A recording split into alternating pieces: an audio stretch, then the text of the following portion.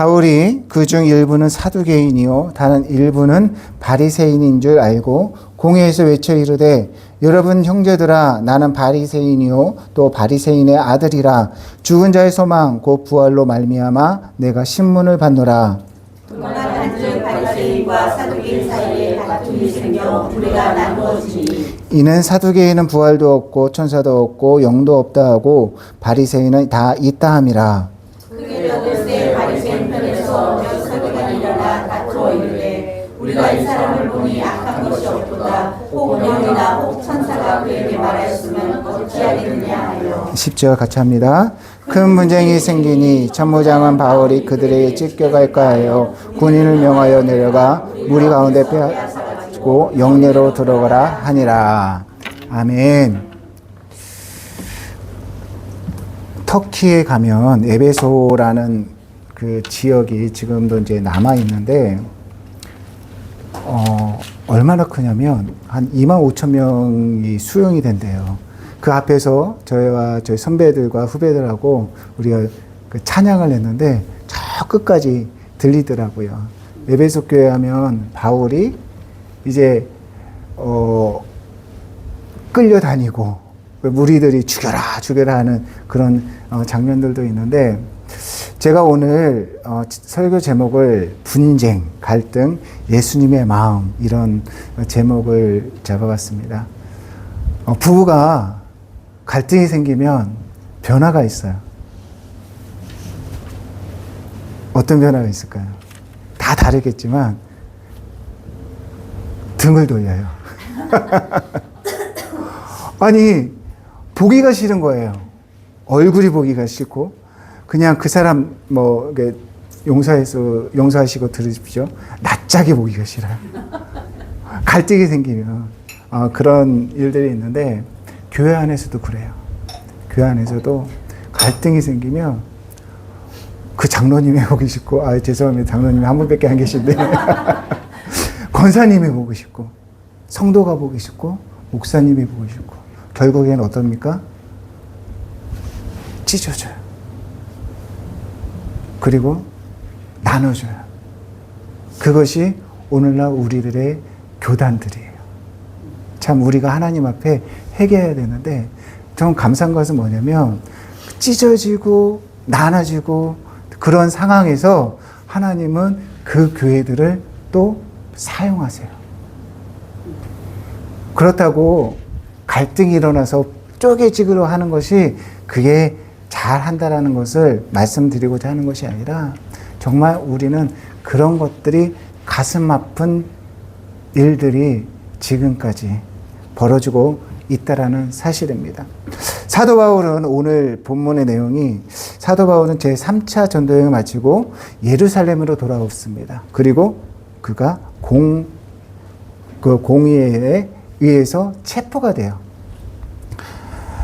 약 4년 동안 에베소 교회, 마게도냐, 아가야, 드로아, 밀레노, 또 두로, 돌레마이, 가이사랴 등을 지나면서 3차 전도여행을 마치고 돌아왔어요. 얼마나 감사해요. 전도여행을 마치고 큰 성과도 있었습니다. 큰 은혜도 있었어요. 물론 힘든 일도 있었습니다. 그러한 일들을 다 마치고 돌아왔는데 예루살렘에 있는 교회들과 예루살렘에 있는 사람들은 그를 반겨주지 않고 오히려 그를 체포를 하게 됩니다.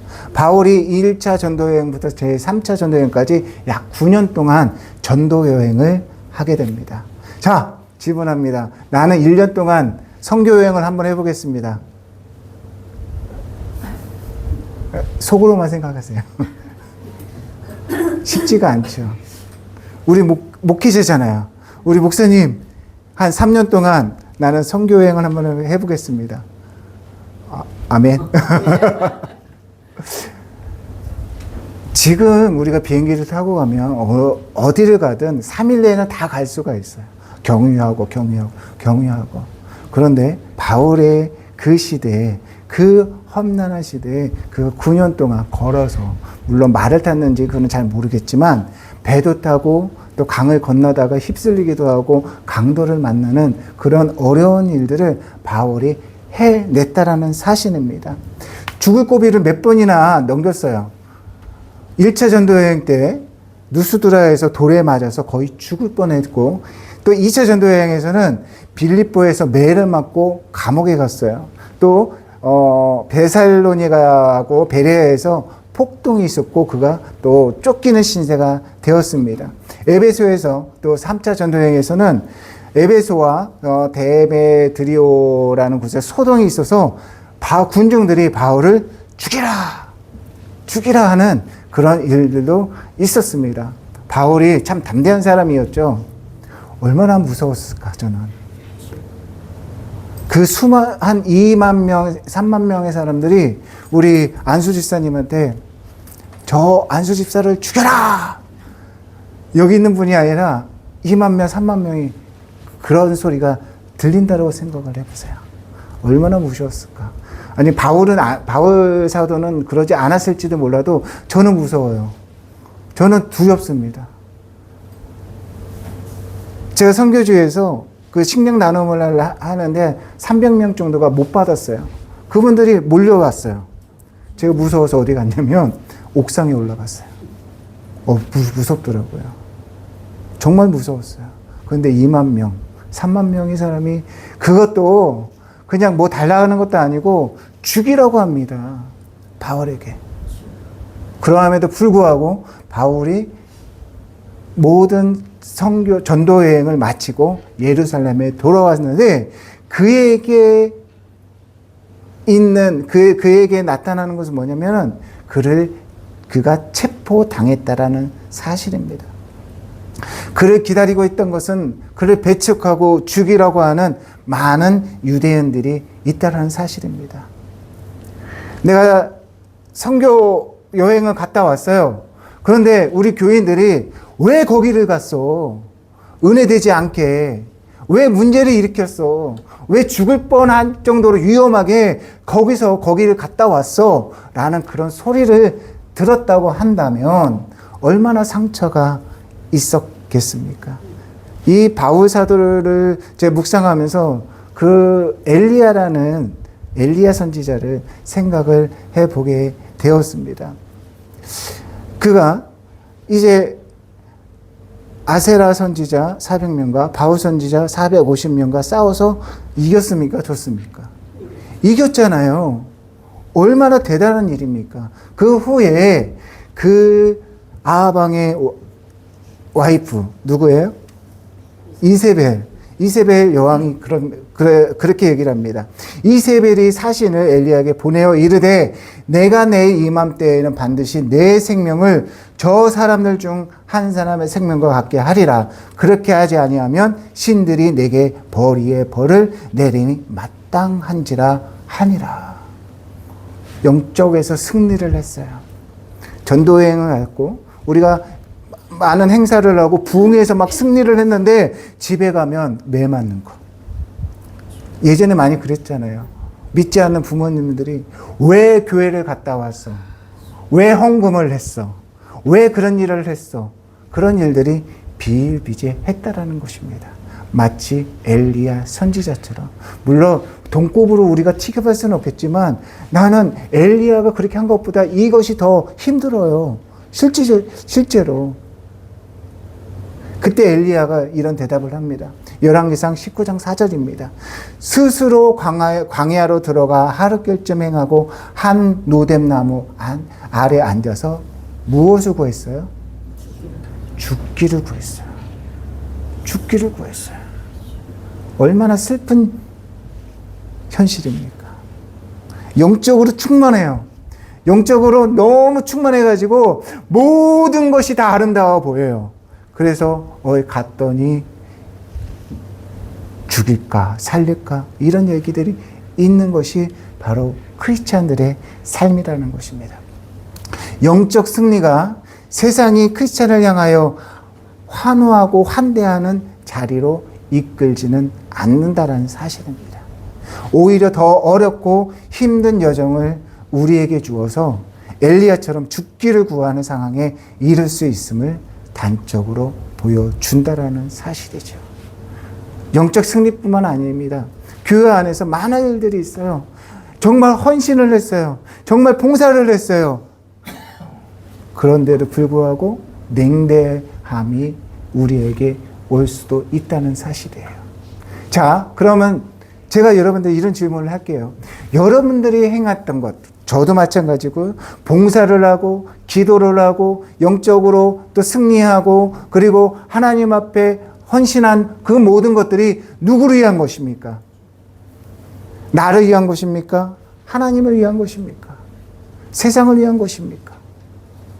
우리가 하나님을 위해서 한다고 하는데 주변에서 공격을 하면 누구를 원망합니까?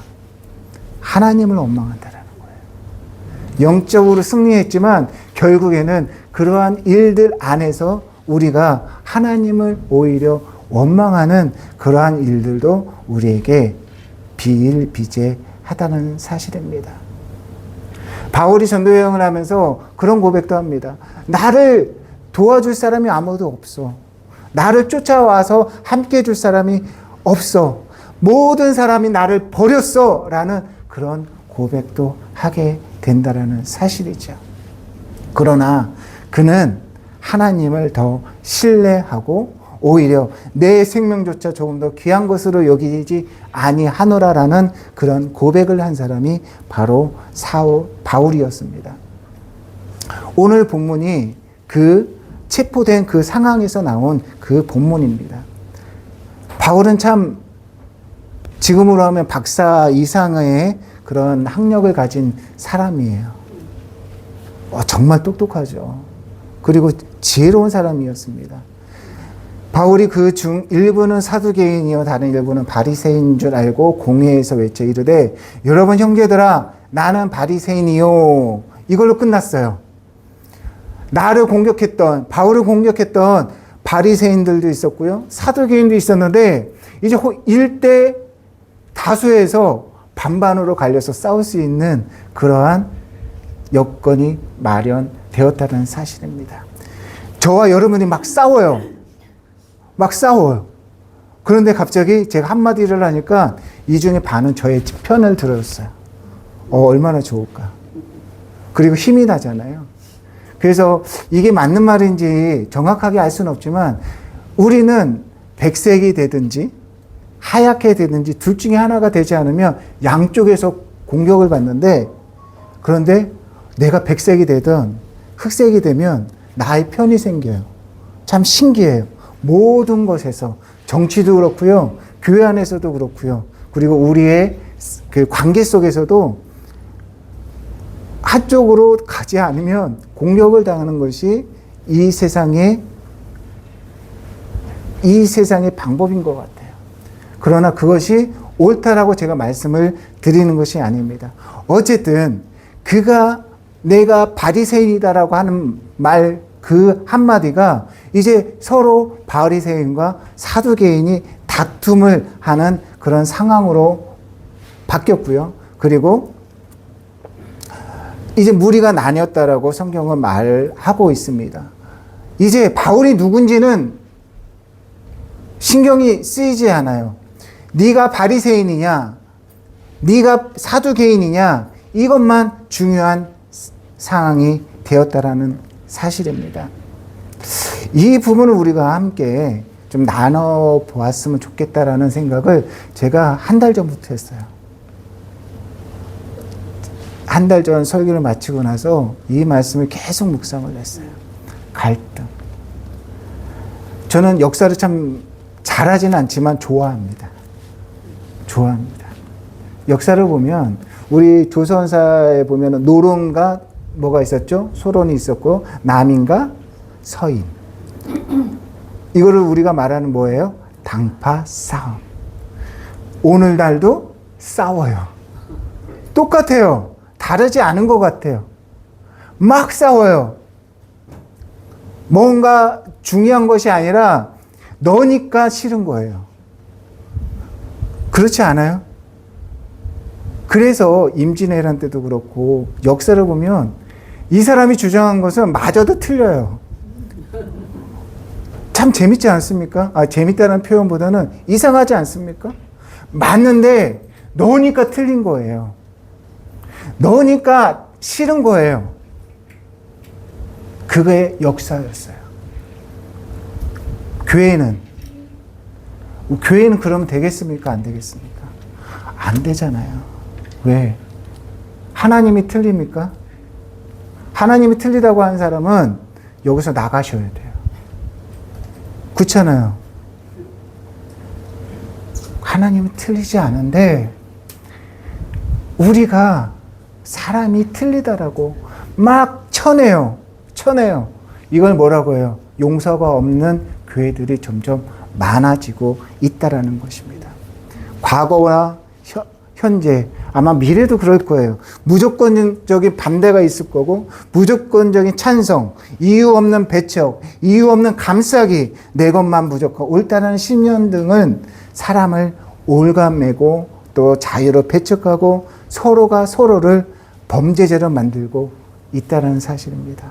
저도 모르게 제가 범죄자가 돼요. 왜? 나를 싫어하는 사람, 나와 맞지 않는 사람은 저놈은 잘못된 거야.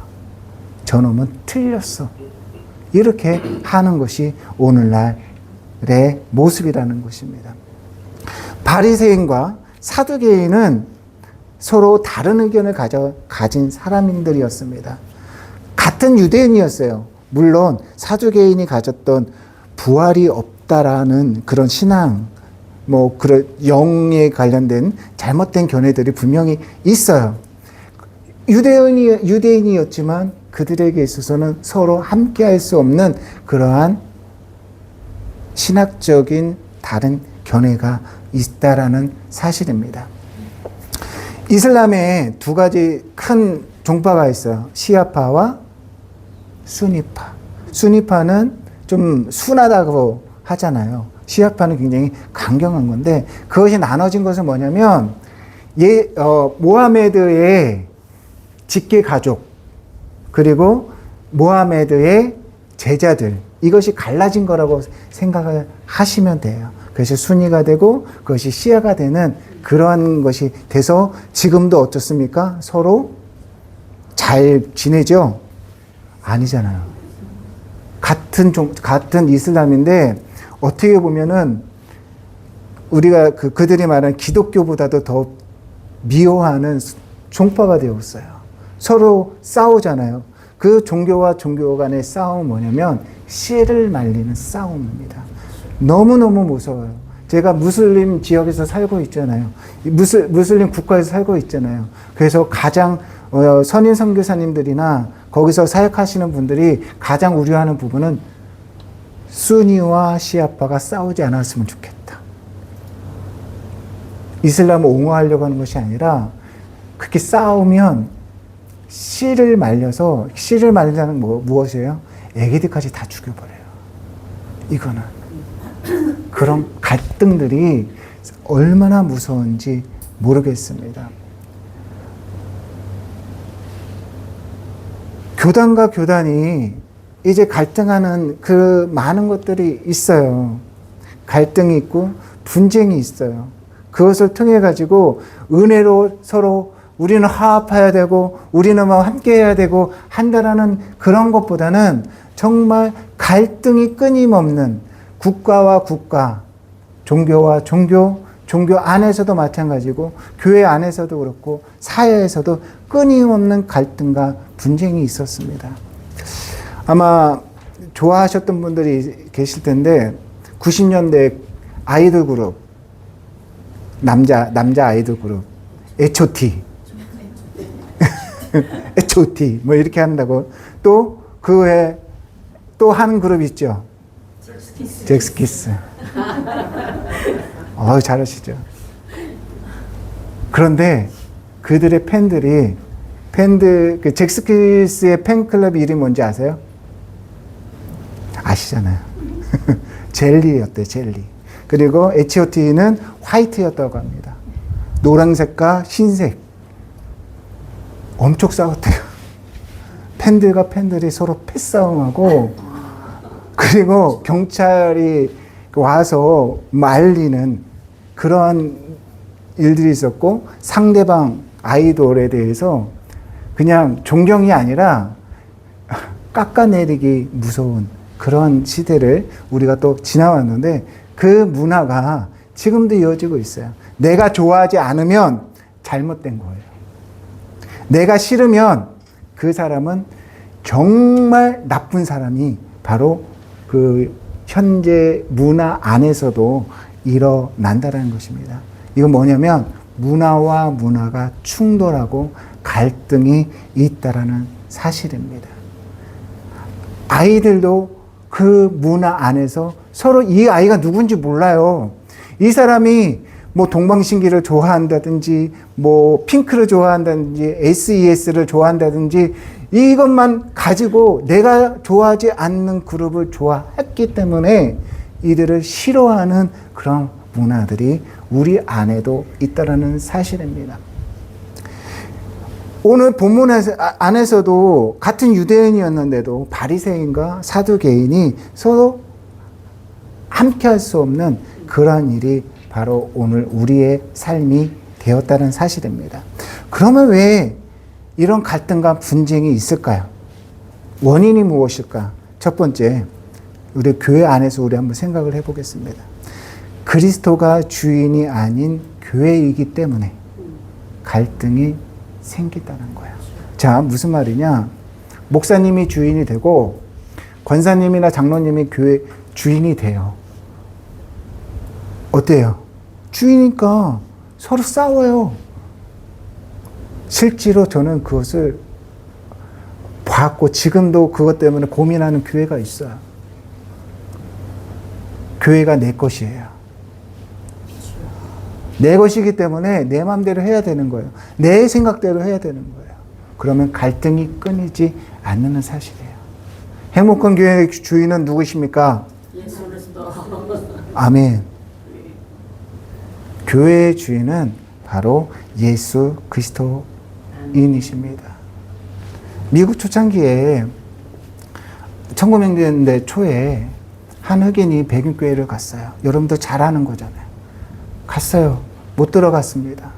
울면서 예배를 드리고자 했습니다. 그랬더니 예수님이 다 그 흑인을 보면서 이런 말씀을 하셨어요. 너도 못 들어갔니? 나도 못 들어갔다. 백인교회의 주인은 그들에게는 백인이었어요. 하나님이 아니었다라는 거죠. 하나님은 잘 아세요. 교회의 주인은 바로 하나님이세요. 예수님은 죄인과 잃어버린 자를 찾아 구원하시기 이 땅에 오셨는데 흑인이라고 가난하다고 또 교만한 사람도 교회에 있어야 돼요. 용서받기 위해서, 회개하기 위해서 있어야 돼요. 사람이 주인이 되면 사람의 눈과 조건에 맞춰서 사람을 맞이하게 된다는 사실입니다.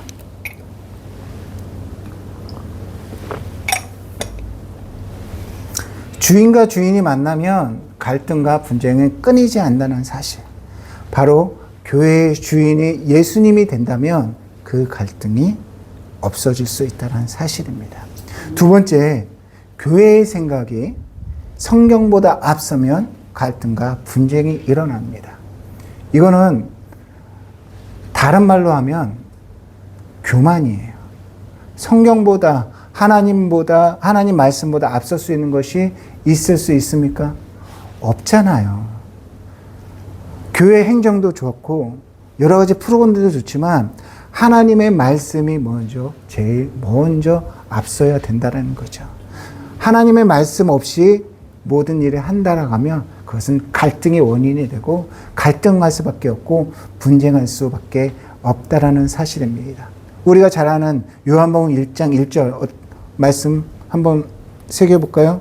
태초에 말씀이 계시니라. 이 말씀이 하나님과 함께 계셨으니 이 말씀은 곧 하나님이라. 이 말씀이 뭐라고요? 하나님이에요. 하나님의 말씀보다 앞선다라는 것은 하나님보다 내가 앞서는 것, 하나님보다 더 앞서기 원했던 것이 누구예요? 바로 사탄이었잖아요. 교만이에요. 교만한 사람은 분쟁과 갈등이 끊이지 않는다는 사실입니다. 제가 앞에도 잠깐 말씀드렸지만 한국 기독교는 정말 많은 교단들이 있어요. 몇 개 정도가 있냐면 250개에서 300개 정도 된다라고 합니다. 같이 가다가 생각이 달라요. 그러면 떨어져 나가는 거예요. 여기서 또 떨어져 나가요. 여기서 또 떨어져 나가요. 그 교단들이 250개에서 300개였어요. 제가 어느 날 한국에 들어왔습니다. 몇 년 전에 한국에 들어왔는데 어떤 권사님이 갑자기 목사 안수를 받으셨대요.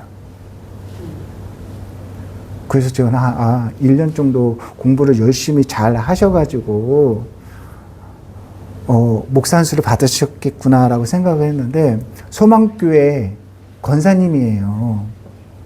근데 소망교회에서는 그 목사라고 말씀을 안 하신대요.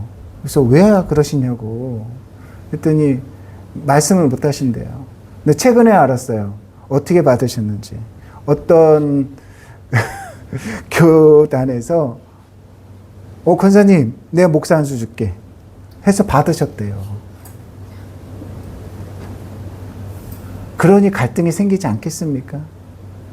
우리 목사님과 그 목사님이 만나셨을 때, 또 아니면 교단과 교단이 그렇게 했을 때 갈등이 생기지 않겠습니까?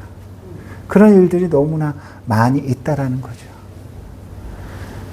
성경보다 앞서는 것, 하나님의 말씀보다 앞서는 것, 그것은 분명히 갈등이 생기고 분쟁이 일어난다는 사실입니다. 세 번째로 교회의 본질이 희석이 되면 갈등과 분쟁이 일어나게 됩니다.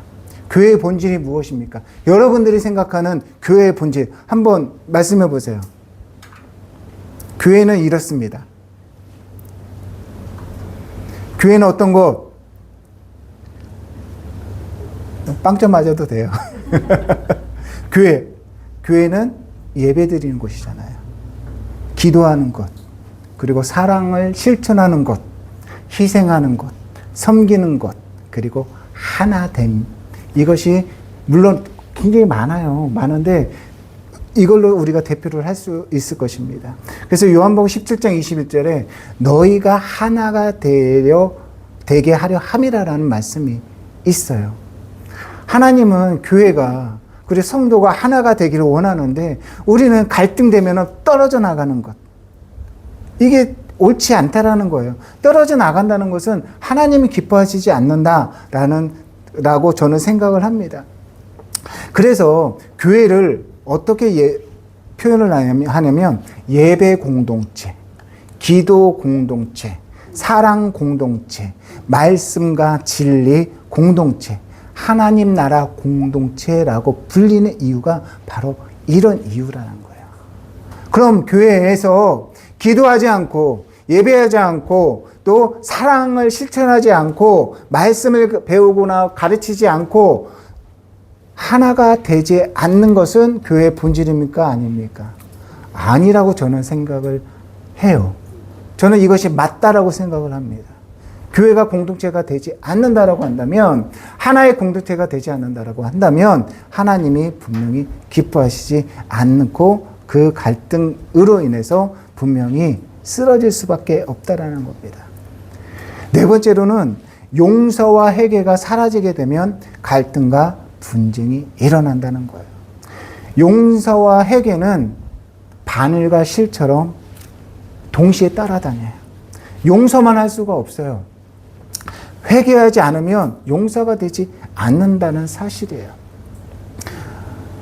회개 안에서 회개한다라는 것은 어떤 의미를 가져요? 말로 하는 것. 하나님, 제가 잘못했습니다. 회개입니까? 회개가 아닙니까? 회개예요.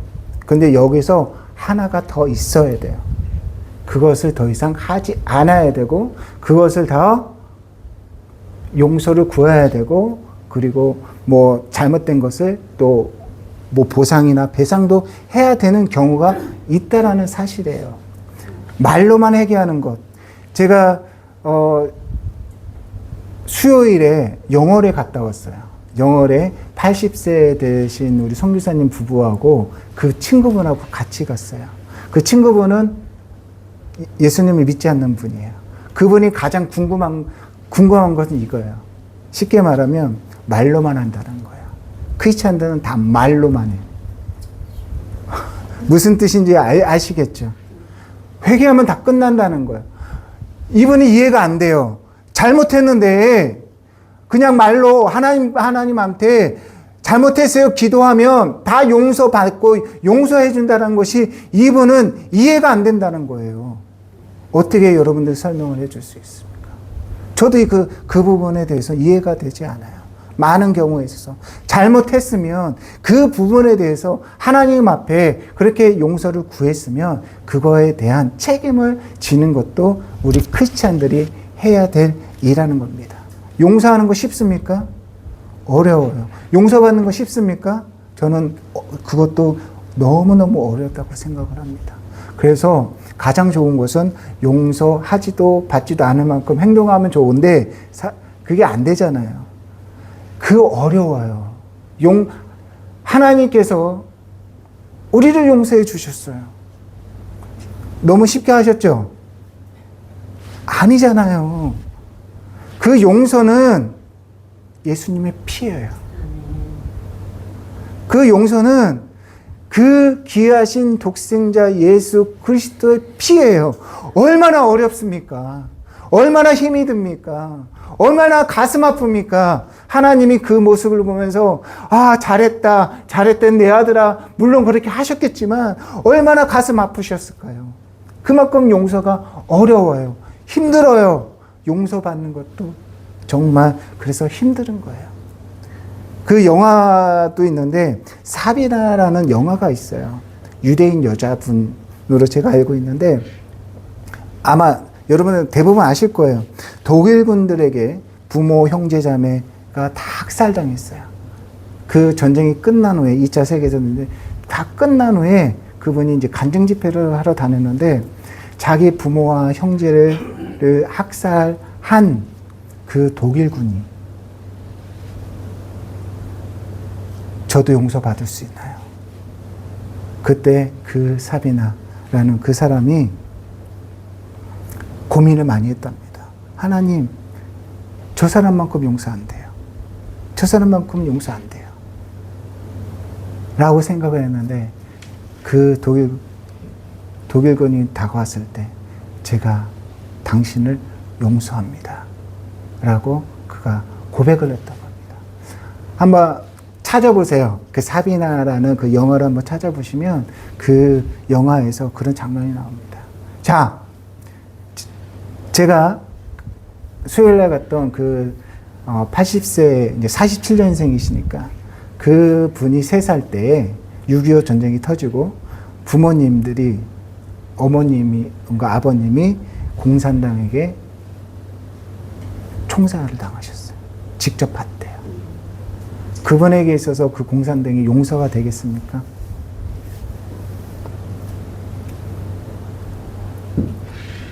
그분에게 있어서는 우리가 용서를 하라, 예수님의 사랑으로 용서를 하십시오라고 저는 말을 못 건너겠어요. 많은 경우에 있어서 정말 그 용서가 너무나 우리에게 어렵습니다. 그래서 용서를 할 수 있고 용서를 받을 수 있는 교회는 갈등이 없다라고 저는 확신을 합니다.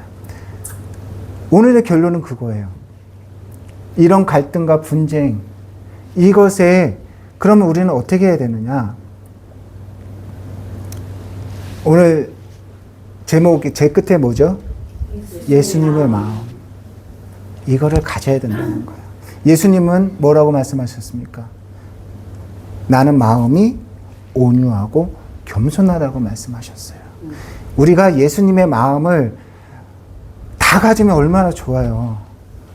그걸 가지고 우리가 살면 얼마나 행복하고 얼마나 우리에게 행복한 날이 많겠습니까? 그게 참 어려워요. 그것이 어느 때까지, 죽는 그날까지 예수님의 마음을 가지기를 우리는 노력을 해야 된다는 거죠. 겸손한 자에게, 겸손한 사람은 갈등하는 사람 막 소리 질러요. 너 잘못했어.